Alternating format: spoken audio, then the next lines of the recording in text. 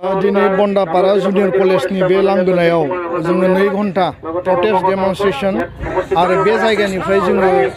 दाख्लै 10 डिसेम्बराव जि जायगायाव आरबि दैमारि 2 बोसोरनि सासे हिन्जावसा गथ'खौ गावनि बिमानि बिमाजों लोगोसे थाबाय थानाय समाव बेखौ अयनाय इनाय भाबै जि गावथारनाय बे जायगासिम जोङो रेलि खालामनानै थांदों।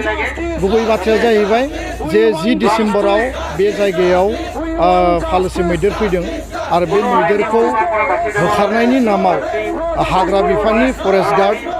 आरो बेनि डिपार्टमेन्टनि रेन्जार आरो डिएफअ बिथांमोननि डाइरेक्सनाव गुलि गावदों आरो ब्लेंक फायार होनायनि नामाव सासे 2 बोसोरनि उन्दै हिन्जावसा गथ' आरबि दैमारि बिथाङा गोदनायाव नांनानै गुलिया नांनानै थैनो गोनां जादों आरो बिथांनि बिमाया गोदनायाव गुलि नांनानै दिनै जिएमसिएचआव हस्पिटालाइज जानानै दङ। दा बेखायनो दिनै जोङो दुलाराय बर' फरायसा आफाद, बर' थुनलाइ आफाद, आबोफ, राभा स्टुडेन्ट इउनियन, आक्सु आरो इन्टारनेशनेल हिउमेन राइट फराम जों ज' लोगो नांनानै दिनै बेयाव प्रटेस्ट डेमनस्ट्रेशन लाखिदों। 2 दाबि जों बेयाव होदों। गिबि दाबिया जाबाय जे बे जाथायनि मोनसे हाइ लेभेल इनकुवेरि नांगौ। 2 नम्बरा जाबाय जे जाय दायनिगिरि बे दायनिगिरिया एरेस्ट जानांगौ, बे पानिशमेन्ट जानांगौ कुनु आइननि बेबस्थानि गेजेरजों जाहाथे बेयो खारग'आ। दिनै इम्तियाज आहमेद आरो सिद्धार्थ सिंहा सानै फरेस्ट गार्डखौ दिनै हमनाय जाबाय आरो बिथांमोननि गुलि गावनाय सिलाइखौ दिनै मोन्दों आरो खालि कार्टिज मोन्दों, मेगजिन मोन्दों आरो बेखायनो जों दिनै बिनि न्याय नागिरनानै बिजिरनाय नागिरनानै जों बे जायगायाव फैदों। 3थि दाबिया जाबाय मालबिका दैमारिया दिनै हस्पिटालाइज, बिथांखौ मोजां ट्रिटमेन्टनि बेबस्था खालामनांगौ बेखौ जों दाबि लाखिदों। 4 नम्बराव बे दुखुथिया न'खरनो अनसुंथाइ होनांगौ आरो मेक्सिमाम लेभेलनि अनसुंथाइखौ सरकारा बे खालामनानै होनांगौ। दा बेखायनो दिनै बे हाबाफारिया जागायबाय आरो बे हाबाफारिया जागायदोंसो जेब्लासिम थार बिजिरनाय न्यायखौ जों मोना बेबायदि अहिंसा गणतान्त्रिक सोमावसारनाय बे जायगायाव आसामनि गुबुन गुबुन जायगायाव दुलाराय बर' फरायसा आफादा गासै हारिनि आफादफोरखौ लानानै जों खालामगोन आरो बे बिराद इनाय हाबा। खारन 2 बोसोरनि जाय उन्दै गथ' जाय दिनै स्कुलाव थांनांगौ, गावनि जिउखौ दैदेननांगौमोन, दिनै गेलेनायनि सम, सिखिरि होनायनि सम, बे समाव मिथिस्लाबा बेबायदि जाथाया जाहाथे आसामाव जाया बिनि थाखाय हाग्रा बिफाना दायित्व लानांगोन आरो जोङो आसामनि गिबि मन्त्रि डक्टर हिमन्त बिश्व शर्मा, आसामनि फरेस्ट मिनिस्टार परिमल शुक्ल बैद्यखौ जे नोंथांमोना बिनि थाखाय थार बिजिरनाय होनांगोन आरो जों दाबि खालामदों। आरो बेयाव फरेस्ट डिपार्टमेन्टआ टटेलि फेलार आरो जुदि फेलार जायाखैबा बिथांमोना जास्टिस होनांगोन आरो बिथांमोननो जायफोर दायनिगिरि लाइफ इमप्रिजनमेन्ट नङाबा फासिनि साजा बिथांमोननो मेक्सिमाम लेभेलनि पानिशमेन्टखौ होनांगोन। दा बेखायनो जोंनि जि सोमावसारनाय बे कन्टिनिउवास थागोन आरो जोङो आसाम सरकारजों बे मेटारनि सायाव जोङो गोथौयै आरो गुवारै जोङो सावरायगोन। दिनै जोङो पाब्लिकलि गासैबो बेयाव जोंनि बिमा बैसोनि जोंनि आब'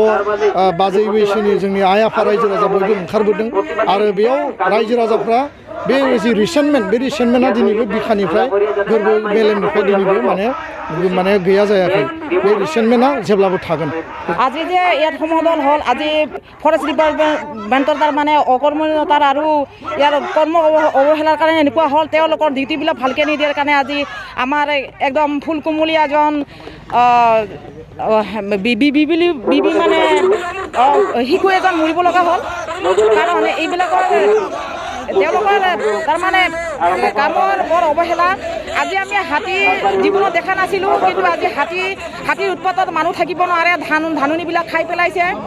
আমি নিজ চকুৰে দেখা পাইছোঁ আৰু এইখন ব্লেক ফায়াৰ যে কৰিছিল সেইটো আমি নিজ চকুৰে দেখা পাইছোঁ। আমাৰ বন্দাপাৰাৰ পৰা তালৈ গৈছে, কিন্তু ঘটনাটো আমি দেখা নাপালোঁ, কিন্তু পিছত গম পালোঁ কিছু সময়ৰ পিছতে মানুহ মৰিছে বুলি। তাৰপিছত এতিয়া যে হাতীবিলাক বিচৰণ কৰা জেগাবিলাক মুকলি কৰি দিব লাগে। মই বিনম্ৰতাৰে হাত জোৰ কৰি কৈছোঁ, হাতীবিলাকক যিবিলাক বিচৰণ গুণাৰ লগাই চট দি থয়, সেইকাৰণে তেওঁলোকে যিবিলাক বিচৰণ কৰা জেগা সেইবিলাকত যাব নোৱাৰে মই চৰকাৰক বিনম্ৰ অনুৰোধ জনাইছোঁ যাতে তেওঁলোকক যিবিলাকে তাৰমানে দখল কৰি আছে চৰকাৰী মাটিবিলাক তেওঁলোকে দখল কৰি বহুত বাগান বনাইছে সেইবিলাক যাতে উচ্ছেদ কৰি সেইবিলাকত হাতীৰ খোৱা খাদ্যৰ কাৰণে গছ গছনি আঁচনি লৈ এইবিলাক কৰে এইটো মই বিনম্ৰ যাতে আমাৰ মানৱ অধিকাৰৰ ফালৰ পৰা আমি কৈছোঁ আমি মানৱ অধিকাৰৰ মানুহ যিহেতু আমি এইবিলাক ভাবিব লাগিব আৰু আজি যে আৰ্মি দুই মাৰি যে মৰি গ'ল মাৰিলে ফৰেষ্ট ডিপাৰ্টমেণ্টে যে গুলিয়াই মাৰিলে এইটো গুলিয়াই মাৰে বুলি এইকাৰণে কৈছোঁ সঁচাকৈ গুলিয়াই মাৰিছে এইটো মিছা নহয় চৰকাৰক অনুৰোধ জনাইছোঁ যাতে তেওঁৰ উন্নয়নৰ পৰা ন্যায় দিয়ে আজি হস্পিটেলত পৰি আছে তেওঁলোকক যাতে সুৰক্ষা দিয়ে উচ্চ স্তৰৰ যাতে চিকিৎসা দিয়ে আৰু আমি গম পাইছোঁ যিটো গুলি আছিলে সেইটো ৰবাৰে বুলি কৈছিলে কিন্তু সেইটো ৰবাৰে নাছিলে তেওঁলোকে ডিপু অফিচৰ পৰা কিবা এটা বেলেগ ফৰ্চ আনা বুলি আমি গম পাইছোঁ এইটো ভালকৈ ইনকুৱাৰী হ'ব লাগে আৰু যদি ইনকুৱাৰীটো ভাল নহয় সুতদন্ত নহয় তেতিয়াহ'লে নিশ্চয় জোৰদাৰ ইয়াত আন্দোলন কৰিব বাধ্য হ'ম কাৰণ আমি এই অঞ্চলৰে বাসিন্দা আমি কিবা কিছুমানৰ